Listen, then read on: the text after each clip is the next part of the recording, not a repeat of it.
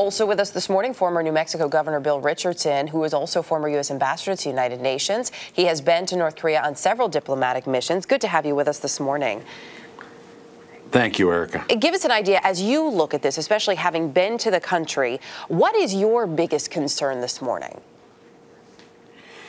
Well, the North Korean peninsula is always a tinderbox. My biggest concern is a potential military clash between the North and South, a provocation by the North. My biggest concern is whether there will be stability in the leadership in North Korea. Things have gotten better. The U.S. is talking to North Korea on food aid, possibly resuming nuclear talks. The North and South have been also talking. So things got a little better in the last few months.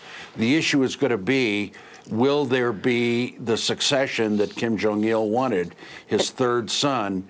Will the North Korean military commanders accept that? It looks like they will. There's some statements coming out of the Workers' Party, which is the official entity of North Korea, saying that he is taking over. Nonetheless, there could be power struggles. There could be. There's also some talk that, in fact, it could be Kim Jong Il's brother-in-law who could be doing a lot of the real ruling from behind the scenes, not necessarily Kim Jong Un, because he's so young and has so much to learn. So how much power would you really see him having if this succession does follow the wishes of Kim Jong Il?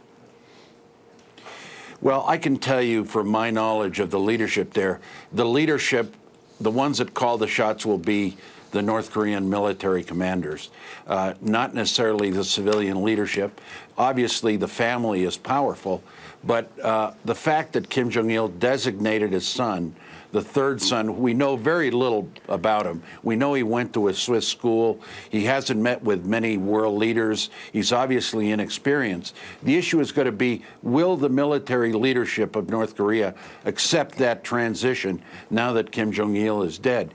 We have to watch this very carefully.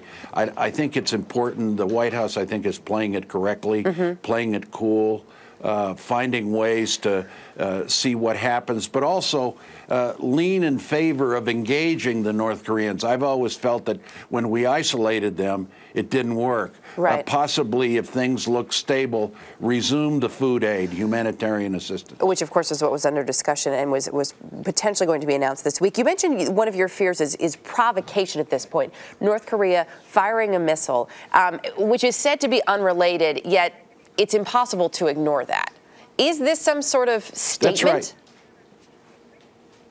Well, the worry is that this has happened. North Korea did provoke shooting South Korean civilians, an island, a ship.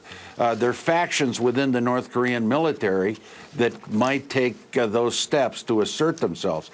But you don't know. What you don't want right now is an escalation in the peninsula. I think South Korea is playing it right, playing it cool. Yes, you go on military alert, but just watch things as they develop and hope that this transition is as stable as possible so that you can resume some kind of dialogue with North Korea. Again, I think it makes sense to engage them rather than isolate them, but you got to watch things in the next 48 hours. I think what the North Korean military commanders say in the next day or so is going to be critical. People will be looking at and examining every single word. Governor Bill Richardson, always appreciate your insight. Thank you. Thank you.